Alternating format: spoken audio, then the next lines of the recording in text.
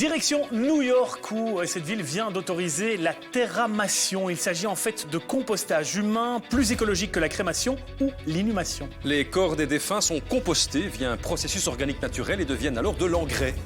Et chez nous, cette nouvelle façon de concevoir son après-vie fait de nombreux émules. Eh ben franchement, je suis ravi de cette terramation. Hein. On n'a jamais eu d'aussi beaux légumes que depuis qu'on fait un compost 100% naturel, hein, pas vrai, chérie? Qu'est-ce qu'il y a? Qu'est-ce qu'il y a qui te gêne? Si tu pouvais prendre un compost qui est bien composté, moi ça m'arrangerait. Hein. Ça c'est bien, toi. On a de la viande en quantité en plus des légumes, et ça ne te va pas. T'es grave, hein?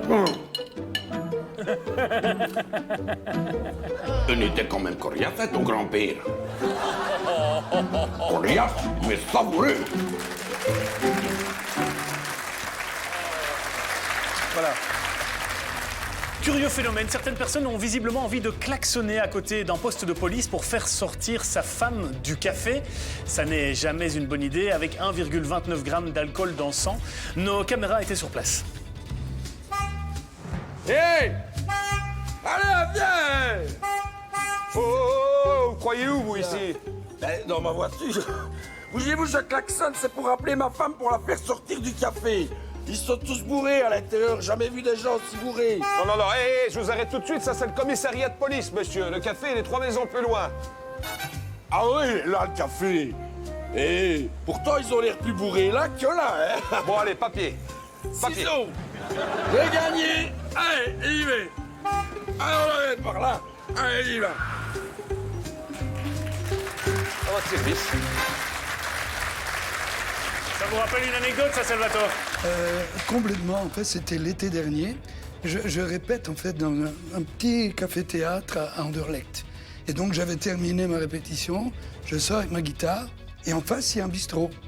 Et il y a un type qui me voit, de l'autre côté, il me dit « Salut, Salvatore, on t'aime bien. » Je dis « Merci, viens boire un coup. » Et non, excusez-moi, je dois partir, donc il traverse, et il est en t-shirt, il me dit « Tiens, écris quelque chose sur mon t-shirt. » Et donc, comment tu t'appelles? Franck. J'écris à Franck. Mais ce qu'on n'avait pas vu, c'est qu'il y avait une dame qui l'avait suivi.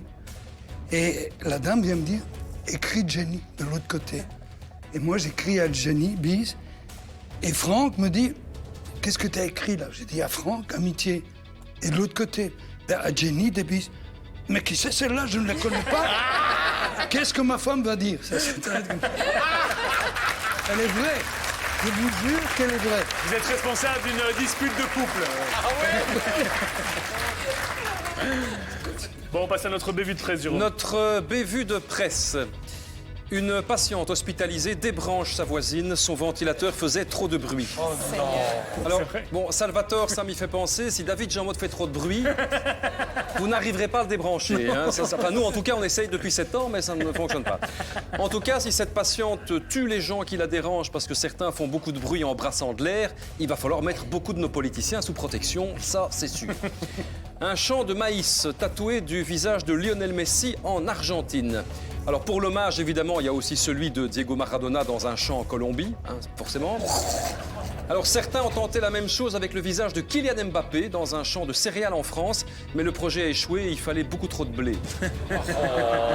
Personnellement, je trouve que ce serait plus logique de tatouer les diables rouges dans un champ de culture, vu qu'ils se plantent beaucoup mieux, en fait.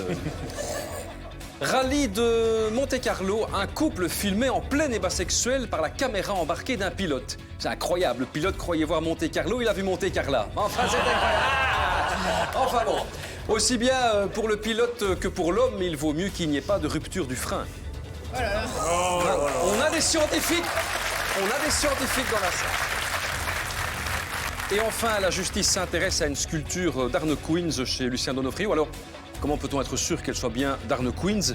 Eh bien, nous avons une vidéo du jardin de Monsieur Donofrio pour bien vérifier. Oui, ben, c'est bien. Ben, ouais, oui. Non, mais c'est étonnant, hein?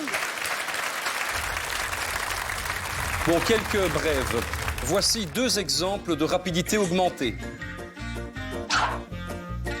Bon, je vous sers un steak, monsieur? Non, je vous sers juste le boucher, merci. Travaux sur la E19, ça n'avance toujours pas, hein, vers la ville. Hein.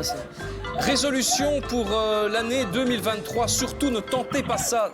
Mais ça ne va pas, ça ne va jamais.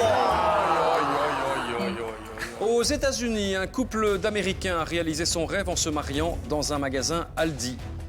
Ce qui a donné des idées à un jeune couple belge qui a voulu lui aussi se marier dans ce décor si chatoyant. Et nous leur souhaitons véritablement à tous les deux tous nos vœux de bonheur, parce que ça fait quand même plaisir de se dire que de nos jours le romantisme existe encore. Oh, il serait facile de se moquer de ces deux tourtereaux, évidemment. Bon, j'avais une bonne blague sur le mariage et Aldi, mais je crois qu'elle ne va pas super marcher.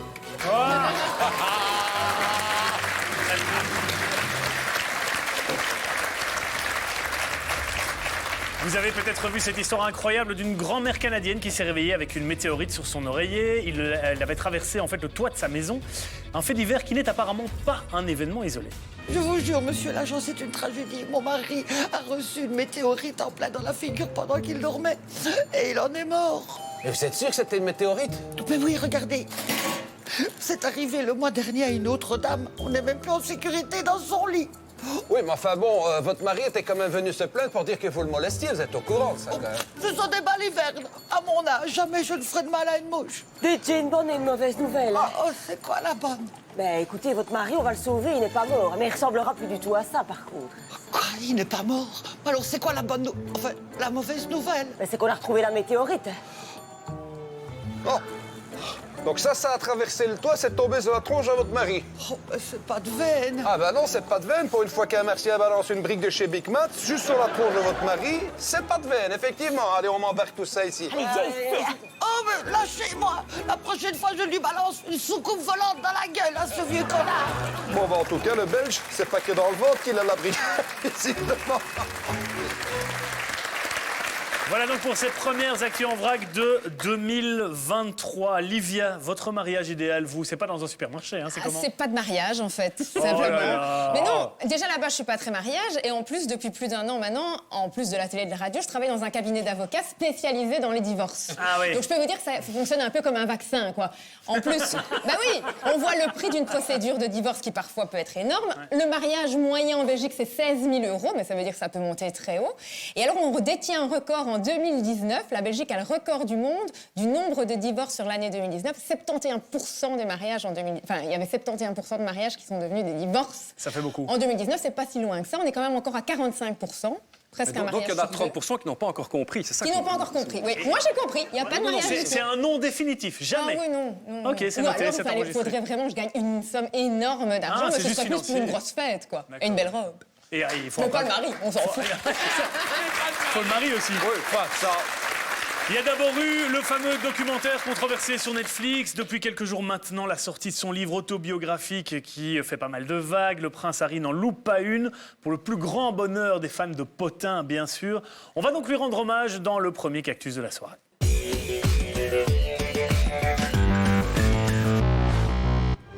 Le suppléant, tel est le titre de l'autobiographie du prince Harry, un pavé de 544 pages lancé à la gueule de toute la monarchie britannique. L'histoire raconte que la reine Elisabeth II, en pleine forme le 8 septembre dernier, reçoit l'ouvrage en primeur à 16h. Elle lit le prologue, elle décède à 16h08. Donc dès avant même sa sortie, le bouquin fait scandale, évoquant notamment le dépucelage d'Harry à l'arrière d'un bar. Un bar, pas le poisson, hein. C'est pas le même lieu. Un vrai bar. Mais là, merci. Mais les poissonniers sont là, donc mais la différence était due. Déjà, lors de son mariage avec Meghan, Elisabeth II avait demandé à son petit-fils pourquoi il épousait une morue. Donc on est toujours dans le même... Bon. Dépucelé par une femme plus âgée que lui, bien plus âgée d'après ses confidences. A-t-on pensé à vérifier si Brigitte Macron n'a jamais enseigné dans un collège anglais? En tout cas, se taper une femme plus âgée, ce n'est certainement pas son oncle Andrew qui le lui a appris. Il y en a toujours une qui fait... Harry qui a toujours été turbulent, hein. On se souviendra notamment de cette une où on le voit en soirée dans un uniforme nazi. C'est quand même incroyable, hein, la propension de certains membres de cette famille à déifier l'Allemagne. Édouard VIII, l'idéologie d'Hitler, Harry, le costume nazi, Diana, les Mercedes. C'est quand même... Il n'y a que des ennuis, en fait. Bon, vous voulez encore une révélation? Non! C'est ça, bande de pervers. Dans son livre, il explique qu'on n'a jamais fait attention à lui car on savait qu'il avait peu de chances d'entrer en ligne de compte. Ne jamais tenir compte des remplaçants. Ce ne serait pas Roberto Martinez, le sélectionneur des Windsor? Enfin, pas certain, parce que si c'était Roberto Martinez, voici à quoi aurait ressemblé la famille royale britannique. Forcément, elle aurait ressemblé à ça, c'est sûr. Et en plus, il s'est marié avec Meghan Markle, avocate dans une série américaine. Donc au niveau belge, c'est comme si un jour le prince Laurent accédait au trône marié à la juge Anne Gruet. Ça le ferait, hein. Bref, la plupart des observateurs de la couronne britannique considèrent ce livre de Harry comme une maladresse regrettable du prince, qui a eu cette terrible idée de faire écrire ce livre à Harry. Moi, je le sais qui a eu cette idée. Pourquoi ne pas écrire un journal où vous écrivez ce que vous faites, vos émotions? Et peut-être que dans quelques années, quand vous le relirez, tous ces fragments de votre journal, vous allez vous remémorer comment vous avez vécu cette crise qui est très particulière. Eh ben oui, je vous l'avais dit, hein, c'est bon. Alors, le caricactus de Mehdi, le prince Harry sort ses mémoires dans un livre. Comme sa maman, sauf que c'était dans un pare-brise. Je trouve qu'elle est vraiment... Oh non, mais... Jérôme. En fait, non mais... C'est ah, Mehdi. non. C'est pas Jérôme, c'est pas moi, Mehdi. c'est Mehdi. C'est Mehdi.